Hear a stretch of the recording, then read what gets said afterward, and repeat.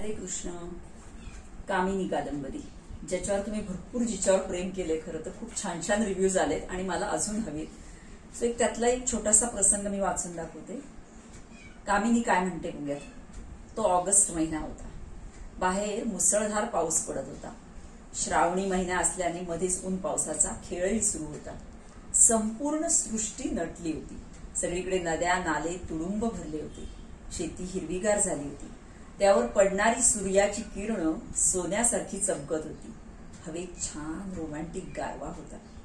Doctor प्रशांतला भजी खायची इच्छा झाली म्हणून मावशीने त्यांच्यासाठी भजी करून दिली.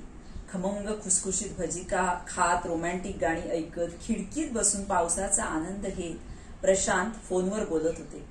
कोणाच्या तरी बाळाची इमर्जन्सी केस आली होती. ते बाळ फारच क्रिटिकल अवस्थेत होते. त्यामुळे भजी प्लेट तशीच सोडून प्रशांतला हॉस्पिटलला जावं लागलं. तो दिवस 15 ऑगस्टचा होता, पण तरीही हॉस्पिटल सुरूच होतं. इतर जण सुट्टीचा आस्वाद घेत असतात, पण डॉक्टर जवान ही मंडळी त्यांच्यासाठी काम करत असतात. त्याही दिवशी त्या दिवशी कामिनीचा वाढदिवस होता. डॉक्टर प्रशांत हॉस्पिटलमध्ये गेले आहे आणि इकडे घरी कामिनीला हलक्याशा कळा सुरू झाल्या. तिने प्रशांतला कॉल केला, पण तो उचलू शकला नाही. तिने प्रशांतच्या बहिणीला फोन केला आणि तिने तिला हॉस्पिटलमध्ये नेलं.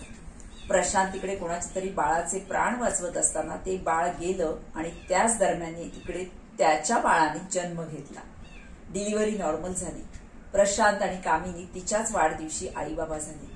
अतिशय सुदृढ आणि देखण्या बालकाने कामिनीच्या पोटी जन्म घेतला.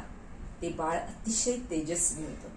डॉक्टर प्रशांतला कळताच त्यांनी कामिनी जिथे होती तिथे धाव घेतली. एकीकडे ते बाळाला वाचवू शकले नाही याचं दुःख होतं आणि दुसरीकडे ते बाबा झाले याचा आनंदही होता.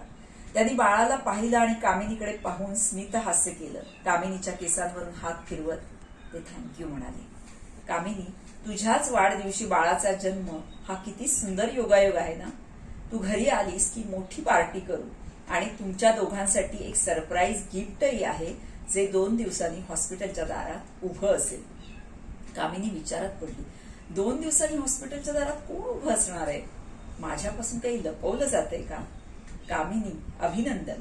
एकदम रिलॅक्स राहा. जास्त विचार करू नकोस. आपल्या बाळासाठी आणि तुझ्यासाठी ते सरप्राईज असेल. डॉक्टर प्रशांतने फोनवरती आनंदाची बातमी अनेक मित्रांना नातेवाईकांना दिली. बाळाला पाहायला काही जण येऊनही गेले. तिसऱ्या दिवशी कामिनीला हॉस्पिटलमधून डिस्चार्ज मिळाला. बाळाची आत्या आणि त्यांच्याकडे राहणाऱ्या मावशी बाळाला घेऊन जाण्यासाठी हॉस्पिटलमध्ये आल्या तर बाहेर भली मोठी नवीन कार घेऊन डॉक्टर प्रशांत उभा होता.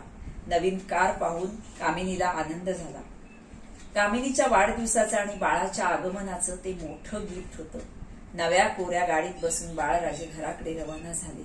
थाट असावा तर असा. हे बाळराजे म्हणजे कामिनीच्या पोटी नक्की कोणी जन्म घेतला असेल?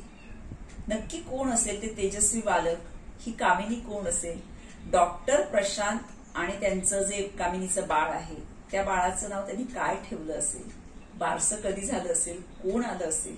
या सगळ्याची उत्सुकता तुम्हाला आहे ना, जी लिहिताना मलाही होती. सो जरूर ही कादंबरी विकत घ्या आणि वाचा. मी नंबर या व्हिडिओ खाली देतच आहे. थँक्यू.